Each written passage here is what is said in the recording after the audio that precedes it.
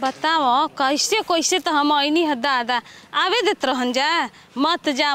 काहे ना हम जाई। ये कही हमार भाई बाटे आए माई बाबू तो ऐसे ही मर गए छोटे पे एगो भाईवा के आसरा हमारे नु बाटे कही कि दीदिया ना अलिया बांधे खातिर एकदम ऐसा हमार सास ससुर बड़ा सन लंगटा लंगटी न कि पर्व त्योहार में जाए के जब कही ना तब जाके औरी डरामा लगावे सन।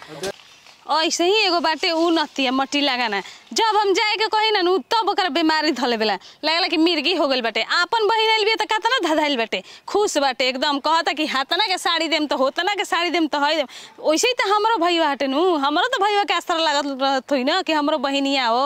अब के बार फरियाइए जाई कि त रहने सीख जी हसन आना त बिगड़िए जाई हसन। आज राखी के दिन सबको राखी बना गए साले हमारे एगो राखी ना बनाए साले ये कहाला अपन आ गए हमारो क्यों रही तो राखी बानी न माई बाबू तो मरिए गए साला एगो बहिनो रहल तो वो अपना लेखा ना माने ले दूसरे लेखा का करबे सरवा जो किस्मती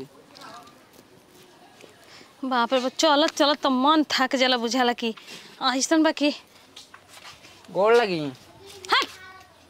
गोड़ लगी जब आओ तब मनहूस जैसन दुआरी पर तू ही भेटा जाले तो का हो जाई गोड़ लगी तोरा गोड़ लगल बिना पड़ल नहीं खिजल नहीं तोरा जैसन हमर भाई बाटे सौतेला हुए तो सौतेला जैसन रहो तो बड़ बड़ तो गोड़ लगले त का दिक्कत बा गोड़ लगले नहीं त का दिक्कत बा बड़ गोड़ लागे वाला पनौती कहीं के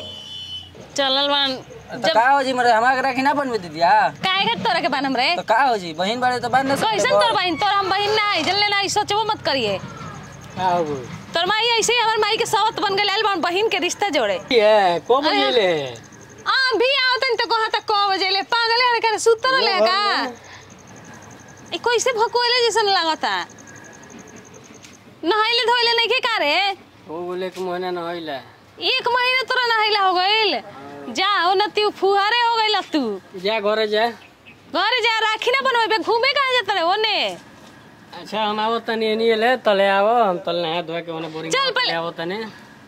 ये करा से तौरी दिमाग पगला जरा हई एगो देख मुंह उठा के राखी बनवाए खाती पड़ल बाटे एकरा के काला प कहत कि जा तनी नहाए बोरिंग पता कहवा है दइयो भाईए नु हो मार में के तबड़ा कुलट जीव जानला नु का हो मारम तबड़ा से गुलट जीव वही चल भाई के रिश्ता जोड़े काहे भाई ना हो भाई ना हटे हटे तोर भाई रे अपन भाई हटे हां तोर बुद्धि का हो गेल बेटे बुद्धि मस्त बा तार नती तू कबो न सुधरबा कबो ना गुटका खा के मैं 10 सड़ा ले बड़ा तू और तोरा भेजे नहीं खेला के चल ले तू चल हमारा संगे चल ओई जे रही है ठीक है बा तब खर्चा पानी मिली ना हां मिली खर्चा पानी जे वो जना भाभी करे ना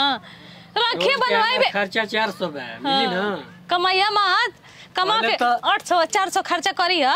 200 दाई ए जे हम राखी लेके आवत के जइया मत पिया कड़वा न तो बहुत मारम तोरा के भाई तू तो भाई माने ले रखिए बना दिए हमारो के मर दे बनाई तो दीदी मनबे ना करेले मानी कहे ठीक है बता पहले सबसे पहले तोरे बनाई रे कहां आ जात रहो ने एकरा के लिए आइले हने का ना पहले एकरा के हम ना बनम तब हमू ने बनावाई भाई है हमारा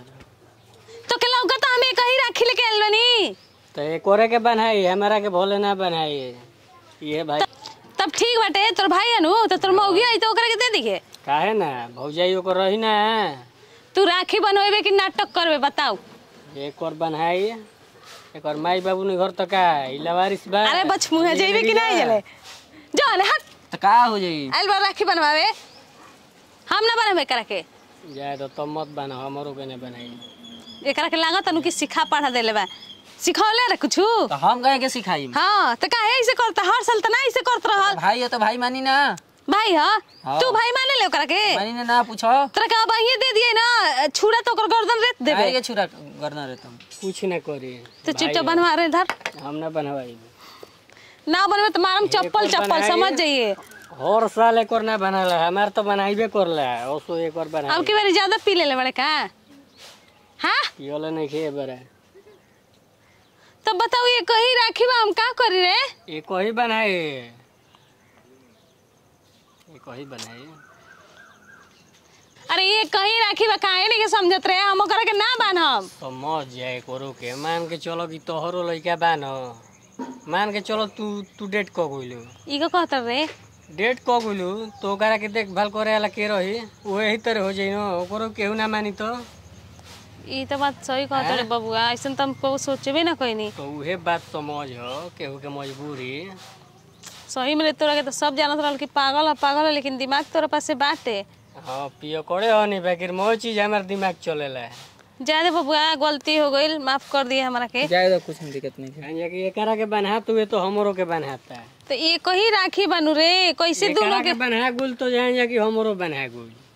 ज्यादा अगला बार से ना दूगो राखी चाहे दुकानिया पर से लिया दी बबुआ बांध देव ठीक तोरो के ठीक बा हम लिया देव जइबो ने तो हमके समझ ना रहल रे कि एकरा कितना हम एकर साथे करत रहनी है गैर जैसन बर्ता